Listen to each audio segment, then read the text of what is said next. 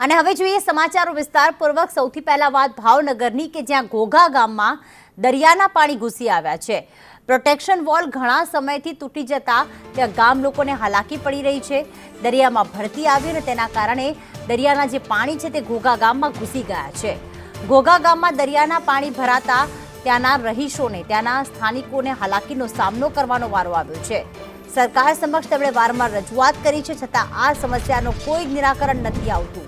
Protection wall બનાવવા ગ્રામજનોએ રજૂઆત કરી છે, પણ હજી સુધી કોઈ જ પગલાં લેવામાં નથી આવ્યા। છેલ્લા ઘણા સમયથી પ્રોટેક્શન વોલ તૂટી ગઈ છે, જેના કારણે જ્યારે દરિયામાં ભરતી આવે ત્યારે તેના પાણી જે છે તે ગામમાં ઘૂસી આવતા હોય છે। આપ જોઈ રહ્યા છો કે લોકોના ઘર છે ને જાણે આ ઘર જમીનમાં નહીં પરંતુ દરિયામાં હોય તેવા દ્રશ્યો અત્યારે જોવા મળી રહ્યા છે। સમગ્ર દરિયાના જે પાણી છે તે આખા ગામમાં ઘૂસી ગયા છે। આ એક્સક્લુઝિવ દ્રશ્યો અત્યારે આપણે બતાવી રહ્યા છીએ। એક તરફ દરિયો જે છે જ્યાં ઊંચા ઊંચા મોજા ઉછળી રહ્યા છે, ભરતી આવી છે અને તેના પાણી પ્રોટેક્શન વોલના અભાવે ક્યાંક ગામમાં ઘૂસી રહ્યા છે તેવા પણ દ્રશ્યો સામે આવ્યા છે। છેલ્લા ઘણા સમયથી ગામ લોકો માંગ કરી રહ્યા છે કે પ્રોટેક્શન વોલ બનાવવામાં આવે, પણ સરકાર દ્વારા તેનું કોઈ નિરાકરણ લાવવામાં નથી આવતું। દરિયાના પાણી ગામમાં ઘૂસી ગયા છે। તો ખાસ એક્સક્લુઝિવ દ્રશ્યો અત્યારે આપ જોઈ રહ્યા છો। દરિયો ગામમાં વહેતો થઈ ગયો હોય તેવા દ્રશ્યો, કારણ કે લોકોના ઘરમાં પાણી ભરાઈ ગયા છે। લોકોના ઘરો જાણે દરિયામાં ડૂબી રહ્યા હોય તેવા દ્રશ્યો અત્યારે સામે આવી રહ્યા છે।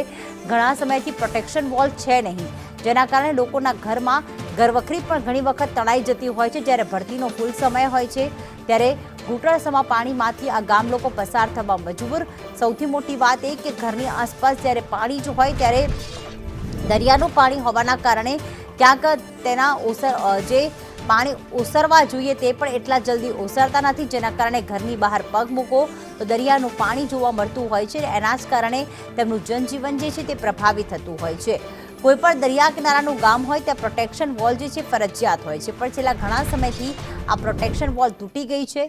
ગ્રામજનોએ અનેક રજૂઆત કરી છે, પણ આ પ્રશ્નનો કોઈ જ ઉકેલ નથી આવતો। મયુર અમારી સાથે જોડાઈ ગયા છે। મયુર, કેટલા સમયથી પ્રોટેક્શન વોલ તૂટી ગઈ છે અને ગામ લોકો જ્યારે રજૂઆત કરે છે તેટલી આટલી હાલાકી છે, તો શા માટે નથી બનાવવામાં આવી રહી પ્રોટેક્શન વોલ? સ્થાનિક તંત્રનું આ અંગે શું કહેવું છે? જીવતી ચોક્કસથી વાત કરીએ તો ભાવનગર શહેરના જે ભાવનગર જિલ્લાનું જે ઘોઘા ગામ છે તેમાં ફરી એક વખત દરિયાના પાણી છે તે ગામમાં ઘૂસી ગયા છે। ઘોઘા ગામમાં જે છે કહી શકાય કે જે ઘોઘા ગામ છે તેમાં જે પ્રોટેક્શન વોલ છે તે ઘણા લાંબા સમયથી તૂટી ગઈ છે અને તંત્ર છે તે હજુ ઘોર નિંદ્રામાં છે, કારણ કે દરિયાના પાણી ગામમાં ઘૂસી ન જાય તે માટે જે પ્રોટેક્શન વોલ બનાવવામાં આવી છે તે લાંબા સમયથી તૂટી ગયેલી હાલતમાં છે, કારણ કે 1100 મીટરની જે લાંબી દરિયાઈ દિવાલ છે તે 3 વિભાગોમાં વહેંચાયેલી છે, જેમાં 141 મીટરની દિવાલનો જે કબજો છે તે ગુજરાત મેરીટાઈમ બોર્ડ પાસે છે, જ્યારે 446 મીટરનો ચાર્જ જે કબજો છે તે જિલ્લા પંચાયત હસ્તક છે અને 403 મીટરનો ચાર્જ છે તે અલગ ફરજ પાસે છે। એ ત્રણેય વિભાગ એક સાથે સહમત ન થતા દરિયાનું કામ છે તે દરિયાની જે પ્રોટેક્શન દિવાલ છે તેનું કામ છે તે ટલ્લે ચડ્યું છે। એટલે કહી શકાય છે કે જ્યાં સુધી પ્રોટેક્શન દિવાલનું કામ નહીં થાય ત્યાં સુધી ઘોઘા ગામમાં પાણી છે તે દરિયાના પાણી છે તે ગામમાં ઘૂસી રહ્યા છે। પ્રીતિ, બિલકુલ આભાર મયુર તમામ વિગતો માટે।